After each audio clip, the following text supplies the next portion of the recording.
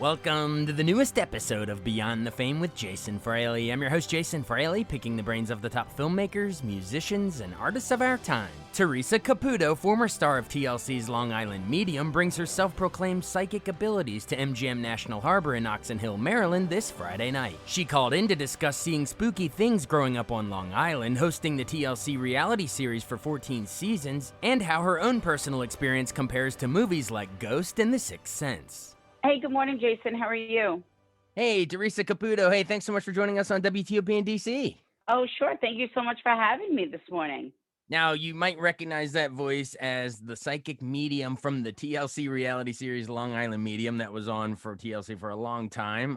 But we're talking today because you're coming this Friday to MGM National Harbor in Oxon Hill, Maryland. It's right over the river here from DC. This Friday. How does one of these, maybe they've seen your shows or read your books or whatever, but like, how does the live experience work? Are you, like trying to communicate for people out in the audience? Like, do you pass a mic around, or how does it work live?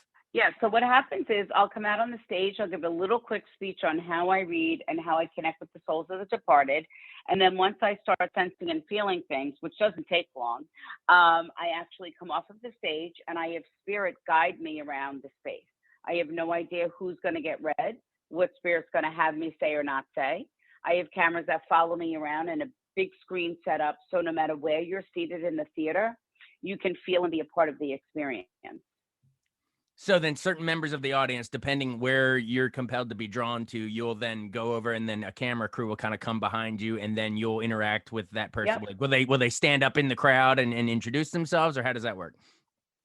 No, I asked them to stand up just so the mic runners know who to hand a mic to. Right. It's pretty wild. I mean, to be a part and to be in such a space and to be able to feel the energy of healing. I think everyone walks into the theater, hoping and wishing to hear from their departed loved ones. And when that moment happens, it's almost like paralyzing because like you can't believe that it's actually happening. And then the things that Spirit has me say is mind-blowing. I mean, still after all the decades of doing what I do, Spirit continues to floor me with the validations of an afterlife, and more importantly, that they are still with us. Because honestly, Jason, I'm the first one to say that what I do is crazy. And I get, like, how can someone communicate with someone that has died? And what I've also learned over the decades of channeling spirit is that there's only so many different ways that people can die, and there might be common burdens and guilt that we might carry connected to someone's departure. So what I have spirit do is with every healing message that they have me deliver, they have to validate it with something completely unique to that person that spirit has me speaking to. So there are things that you would never expect your loved ones to bring up. And more importantly, I could not find out about. They might talk about things that happened years ago to remind that person of the happier times. They might bring up things that have happened since they died to validate for that person that every breath that they take and every milestone they achieve, their loved ones are with them. One of the most common things a soul might have me say to someone is, let my loved one know that I heard them say goodbye. So now spirit might refer to things that that person has never shared with anyone else here in the physical world, things that maybe they're thinking about doing or wanting to do. And lastly, I want spirit to communicate with their personality. I love the personality because no matter how their loved one passed, whether they died tragically or they suffered for years with an illness that actually took away their loved one's personality, it really validates that from the moment the soul leaves the physical body, they are completely healed from any disabilities, ailments, and or suffering that person carried here in the physical world. Gotcha. And then so hopefully that idea would bring hope to people and peace and calm and catharsis to people in the audience to know they're not suffering anymore, according to you. Yeah. So, yeah. Correct. Hopefully. And that's what I really want people to take away. Absolutely. Well, I think I saw that this is like the celebrating 10 years of, your live tour, the experience, not to mention, but you've been doing it much longer than that, decades. So I want to know how you got into it in the first place. You were born on Long Island in Hicksville, New York, but did you grow up fascinated by the supernatural? Did you have any experiences where you could see or hear things even at a young age? Or I want to know sort of the roots. Yeah, so I've been sensing and seeing the souls of the departed since I'm 4. So for me, growing up, I thought it was normal that everyone saw someone standing at the foot of their bed at night and heard someone speak to them, and there was no one else in the room but myself.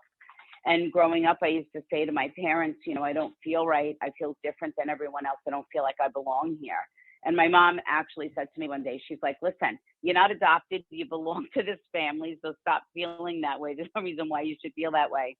And it wasn't until later in my 20s, early 30s that I discovered not only was I able to connect with my own departed loved ones, because I believe we all can. We all have that connection and bond. And I also want people to know that all those things that go on around them that they think that might be a coincidence or odd or weird or just simply reminds them of their loved one that has died, to know that that is them. And it wasn't until after 9/11 that I realized that people needed to hear from their loved ones so they can heal. That after you know, the loss of a loved one, that sometimes the burden that they carry is far too great. They don't know how to embrace life or even live life after their loved one passes. So I put my gift in God's hands, and I said, you know, if this is my soul's journey, then I'll walk through the door with my gift, and here I am. You know, I'm actually afraid of the dark, Jason. So I still sleep with a nightlight, and I still live next door to my parents. I still live next door to the house that I grew up in. So Well, what was it? I mean, yeah. seriously though, like, I mean, you're, I mean, you said it earlier in this interview. I know people are gonna think it's crazy, but I truly believe that I see this Yeah. stuff. Like, so like, yeah, like, like when you're growing up, is it? I mean, our minds go to pop culture things, you know, like Haley Joel Osment in The Sixth Sense or whatever. But you know, is it freaky that as a kid or even as you get older, like, are you actually seeing people sort of like in those movies? Like, are you actually looking around and there's Well, I other don't people? see them like that. Yes, that's how it used to be growing up. You know, but now because of what I do, and I guess that I've learned how to understand what was happening, you know, with me, that I don't see things like that. What happens is when and you'll see it during the experience, how I see spirit, what happens is they will make me feel an emotional bond that you shared with that person. Then they actually physically bring me through their departure. So I will feel what that person felt as the soul left the body. So, like if somebody had difficulty breathing, you'll see me struggling to take a deep breath, trying to clear my throat, touching my side. Sometimes I taste things to relay how someone passed. And then they'll show me the sign or symbol in my frame of reference to validate for that person that their loved one does not want them to carry that burden or guilt. Because what I've also learned is that, you know, because I struggled with my gift because I couldn't even understand why someone would even want to come and see a medium or even connect with their loved one that has died. And what I learned is that, you know, we carry these burdens and guilt, and they don't give us the ability to heal. So why I do mediumship work, and especially why I love doing the live shows, is because it gives people it's almost like permission to heal, because we will grieve the loss of our loved ones for the rest of our lives here in the physical world. But the healing process is something completely different. And that is my wish for everyone, that they find some type of peace and comfort. And just to validate how powerful the experience is, you know, people will say it all the time. They'll say, I had no idea what to expect when I walked into that theater. And I personally did not get read, but what I witnessed was life changing. And some people will even go on to say that they realized after hearing these messages that there was so many people in that theater that needed to hear from their loved ones more than they did. Right. Permission to heal. I like that phrase. Well, so you're describing sort of like, you know, how you grew up with it and you said after 9/11 it became I guess you went more like, oh, this might be a career kind of in that direction and helping people widely. Well, I never thought it was going to be, I mean, honestly, Jason, I never thought it was going to be a career. I never thought in my wildest dreams that I would be where I am. Yeah. I was just um, using my gift to help people heal. Yeah. And how I became, I guess, involved in TV was my manager at the time, my manager now, at the time, she unfortunately lost her dad. and she came to me for a reading, and she was struggling with on moving forward with her life after the loss of her father. And she was involved in television, and she said, "This has changed my life. It was so profound." She said everyone should have the access to heal So after wait, the loss what of were a you loved one. before the So show, before your manager came to you? What was was it like mhm, you had a business card, word of mouth, like you were doing like readings like on a yeah, smaller level, and then your manager said, "Let's do a yeah, show out I of it." had a bit. Yeah, I had a business card. I didn't even have a website or an email. And then I had an email address and a telephone number. I had over a 2-year waiting list. Hmm. I was booked for 2 years at the time that the television show came about. So I was, doing private readings. I was doing group readings. I was doing, group readings in people's homes. I was doing group readings in restaurants and things like that. Yes, You said the business card era, and then your managers had this experience and said we need to share it with a wider audience, on televised audience. So then how do you get in contact with TLC? Because that show ran, gosh, 14 seasons, 2011 to 2019. But like, yeah, how'd the show even come, how did you sign on with TLC? I couldn't even tell you. She came to me and asked me if I wanted to do a television show, and then like we were like taking we were in the city, with a production company, and I guess they shopped. I guess that's what they refer to it as. They shopped the show to networks, and TLC picked it up, and from there on in, I just have cameras in my world. Yeah. Did you have any favorite moments from So those many years of the show, or like most rewarding, any like examples of people you helped that were on one of those seasons of the show that really stick out, that you remember fondly as like, wow, that is not only compelling television, but yeah. I felt like I helped somebody, Well, I never look at what I do as compelling television. I feel that every time I connect someone with their loved one, it's meaningful and powerful.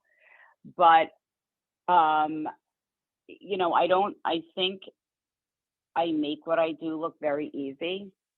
And I remember reading a couple had come to the house, and I didn't know this, but they were on the brink of a divorce. And they unfortunately lost their son who was disabled. And the son came through and said, "Mom, Dad's soul's journey was to carry my death, not yours." And what had happened was the mom never left her son's side. And she had gone to her daughter's dance recital this one day, and her son happened to get out the sliding glass door without the dad knowing, and he ended up drowning in the family pool. And the mom Hmm. had blamed the husband for the death of their son. And for the son to come through and to say that he had gotten out of that sliding glass door many a times, even with her home. And if that had happened, when she was home, she never would have been able to live with herself. And to watch the woman reach over and grab her husband's hand, I think was a moment for me of this is why I do what I do. It reunites family and gives people faith and sometimes the will to fight for life. And this has happened. It was probably about 10 years ago. And the family there, they have repaired their marriage and, you know, embracing life and have found a way to live even after the loss of Shane. Wow. And those are experiences that you've had, Yeah. with these folks that you'll carry with you going forward, and probably keeps you going to keep wanting to do it. Yeah. What is your reaction to, like I mentioned the Sixth Sense earlier. I'm our movie critic on the station too. Sorry if Uh I'm huh. veering into that Oh, territory uh for a huh. second. But yeah, what's your reaction when you see, or the authenticity or whatever, when you see stuff like Haley Joel in that, or Whoopi Goldberg's Oda Mae Brown in Ghost, or all these pop, because that's how pop culture we think of this stuff. Like what is either your favorite portrayal or most accurate portrayal, or what are the misconceptions? Like, what are those, portrayals in pop culture get right or wrong about it? Well, I think The Sixth Sense and Ghost are probably the two movies that I can connect with on a personal level. Like that's how it is for me. um, as a child, growing up and just seeing things and kind of being afraid, but not afraid. And in Ghost, when Whoopi Goldberg says, talk about the penny or the earrings, that like those are the things that I have spirit refer to and talk about, to really validate that it is a soul connection and a bond that can never be broken. Right. Oh yeah, and it goes all the way back to like what was it, Professor Marvel in The Wizard of Oz when Dorothy. You know what I mean? There's characters all throughout movie history. Although I guess in that one Hmm. he was a bit of a, he just had her eyes closed and was looking through her basket. And so, but you know what I mean? Well, actually that's a good segue. What do you say to on the flip side of this? Because you've shared people that you've helped, but what do you say on the flip side to people that think that are skeptical, that are like, okay, maybe you're a Yeah. charismatic performer, but that can't be real. I mean, it's the same thing. Right. Like if I'm interviewing Yeah. a professional wrestler or a magician, like explain why you believe that yours is like different than us, like a wink wink conversation right now, that you truly believe you're helping these people. What do you say to skeptics? Hmm.